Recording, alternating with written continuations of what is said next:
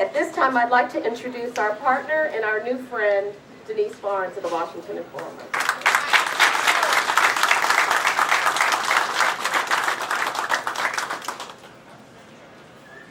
So, okay, there are only couple other days that compare to this day.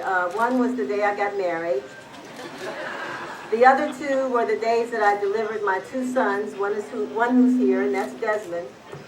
And this is it. I mean, this is totally exciting, and I want to thank the cruise company, especially Nick and Deb, for coming and talking to me and telling me what this was going to be and how it's going to work. And this is just a day of being grateful. So help me in helping and saying to them, thank you.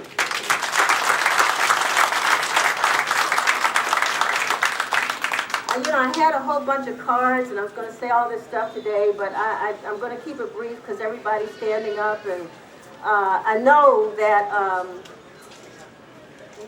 Gertrude wants to make some money today. So before we leave, we've got to go in and buy some things and keep her busy because she looks like she's not busy at the moment.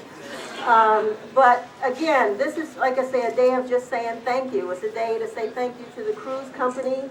It's the day to say thank you to Nick, who gave us this wonderful tour of the place as it was being constructed. He showed us what was behind doors and all this other construction work.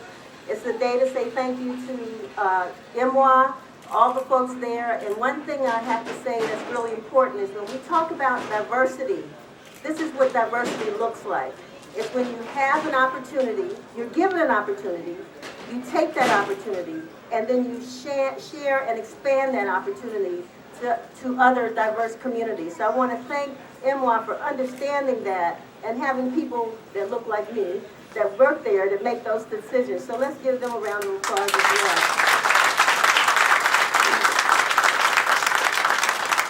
And as you all may know, this is our 50th anniversary. My dad started this newspaper in 1964.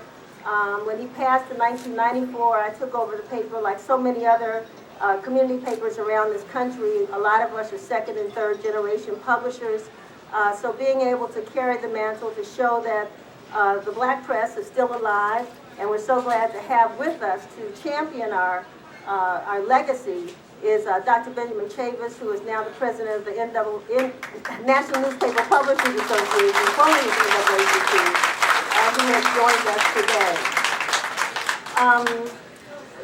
Washington Informer, Lon Walls actually has done the public relations. Lon, we got any press here? We got lots of cameras, but Lon's here. Lon Walls, who does the communications for us. So, and then also, we talked about Washington Informer Charities, which was a nonprofit that my father started, but actually didn't get all the legal work done before he passed suddenly in 1994.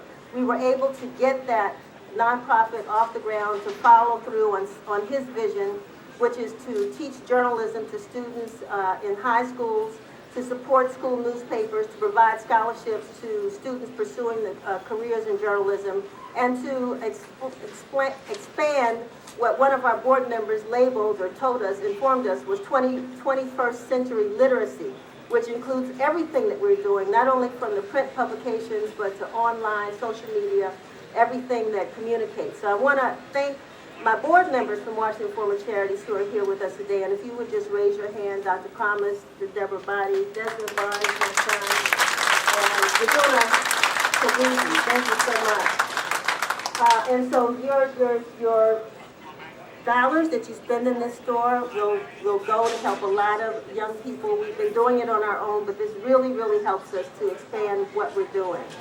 I think lastly, I just want to thank all of the Washington Informer readers who are here. Some of you all came from far and wide to celebrate with us today. Let's give our readers a round of applause. I know we got one or two in the audience. Thank you. And I couldn't go without thanking the members of the Washington Informer staff, Angie Johnson, who's been delivering these papers to the newsstand every week. Angie, who's the head of our circulation. My right hand, Ron Burke, who is in charge of advertising and marketing, and just I could go to sleep for a few days, and the clock would keep ticking because line doesn't stop. So I appreciate that. Dorothy, Rowley, all the Washington Informer staff members who are here, please raise your hand. Thank you for coming. And you know, trying to keep this paper going has been it's a love. It's a what is it? What do you say? A labor of love. That's what I really enjoy doing, and it's a passion of mine. And I'm so grateful to have family members who understand why, you know, I will even work all night long to make sure that this paper gets out. You won't complain but so much until they tell me you need to get some sleep.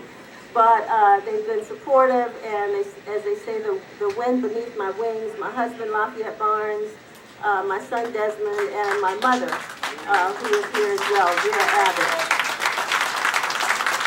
So I think those were all the things that I wanted to say, except thank you, thank you, thank you, and thank you to the band. Where did they go? They're not over there. They're there. Great music, though, from fame. I want to thank Tony Lewis, who brought the band members out today, and young group. Tony, again, supports music in the community. Music, you know, has left the schools.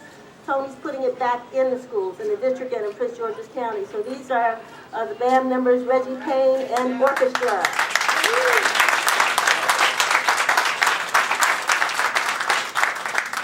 I'm going to jump up here real quick before you step to the side, though.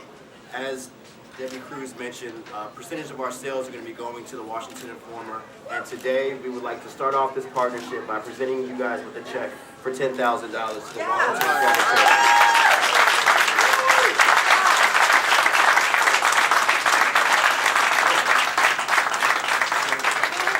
Members of the board, if you'd like to come up.